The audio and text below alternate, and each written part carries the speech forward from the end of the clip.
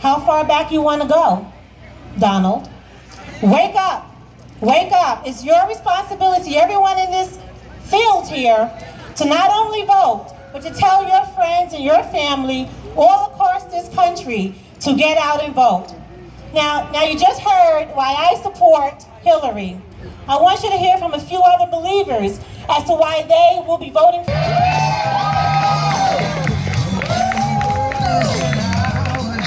Hello? All right, how's everybody doing today? Thank you for coming out. Good afternoon. I believe in Hillary because she does not spread hate and she believes in me.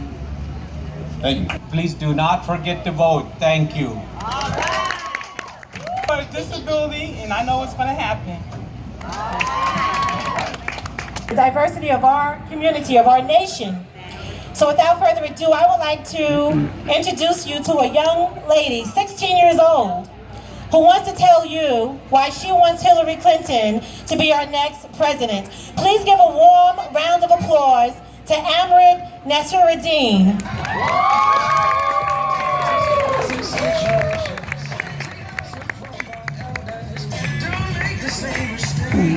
Good afternoon, ladies and gentlemen.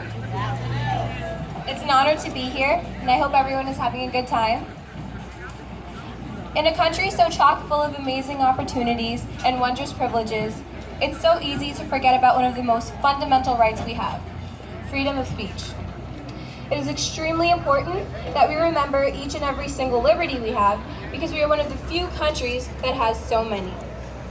And I now stand before you exercising the very right we have all come to understate. Now, coming from a Pakistani household has made me incredibly aware, unfortunately so, of some of the injustices that immigrants all across this country face. And I don't mean to sound condescending when I say this, however, but what makes America already so great is that almost all of us here have immigrant backgrounds, unless of course you're 100% Native American. This then makes it highly unimaginable that some, namely the Republican nominee, would like to rid our country of the very thing that makes it so unique. Moreover, it is hard to believe that a man who might one day run this country speaks of ultimately containing or building a wall around an entire race of people because of the acts of an ill-fated few. Furthermore, acts of violence and oppression have long since been the norm in America. But to ridicule and make humor of such events brings to light the immaturity and inexperience that has plagued the media in this day and age. This brings me to why I'm here today. I believe that in all of the U.S.'s history, there has never been a more qualified or experienced person fit to run for office than our very own Hillary Clinton herself. Nonetheless, no amount of experience or qualification can compare to the actual reign of presidency. But if ever there was a person, more specifically a woman, capable enough to fill the big shoes that previous presidents have left behind, it's Hillary. And I say this with a conviction that only a hopeful future leader such as myself can possess. Contrary to the Republicans and their nominee's slogan, "Make America Great Again," I hold faith that America is still great. It is just overridden with hatred and oppression, diseases that I know Hillary, on behalf of the Democratic Party, will do her best to eradicate. Police brutality is a problem, and I think we all know it. The police force itself is a symbol of hope that some countries don't even have. So I know Hillary will do her best to honor that symbol, alongside setting into motion certain changes that will allow my Black brothers and sisters to walk the streets feeling secure. Yes. This I know for a fact, because it was Hillary Clinton, not the Republican nominee, who invited the mothers of the Black Lives Matter movement to join her at the Democratic Convention this past year. Continuing, I myself, as a part of the Muslim youth community, feel all the more honored to be able to stand here today. Because in times so volatile and precarious as these, it is becoming increasingly difficult to feel accepted the way Hillary Clinton wants us all to feel, regardless of our race, religion, gender, and/or sexuality. Especially when it has become much too easy to speak of banning Muslims altogether, as said by a Republican nominee. We cannot leave the future of our country in the hands of people with such prejudiced views.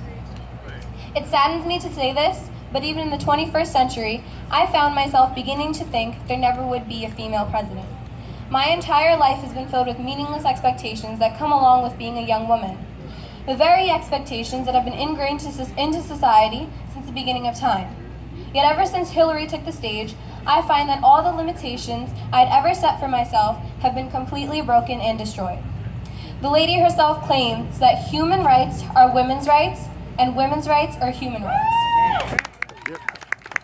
What better person to run the country than one who strived her entire life to overcome the societal expectations that were placed on her the day she was born? I've learned a whole bunch from my parents these last 16 years. But the one thing that defines me as a person would have to be the way in which they proved to me that anyone can make it with the proper motivation. And the fact that my parents made it here to the US, the land of the free and the home of the brave, makes me that much more proud to be their daughter and to be an American. This country gave my parents and countless others new lives and once-in-a-lifetime opportunities, and that is why I'm here. And these are the reasons I'm sure I'm not alone when I say this, but at this point in the presidential race, it is extremely obvious that in order to bring America to its highest potential, hatred, alienation, and immaturity just won't cut it. We need an experienced leader like Hillary Clinton to help bring peace, justice, and love to our homes. I would like to end with a quote by Bill Clinton himself. For too long, we've been told about us and them. Each and every election, we see a new slate of arguments and ads telling us that they are the problem, not us. But there can be no them in America. There's only us. Thank you, and may God bless you all and our beloved United States of America.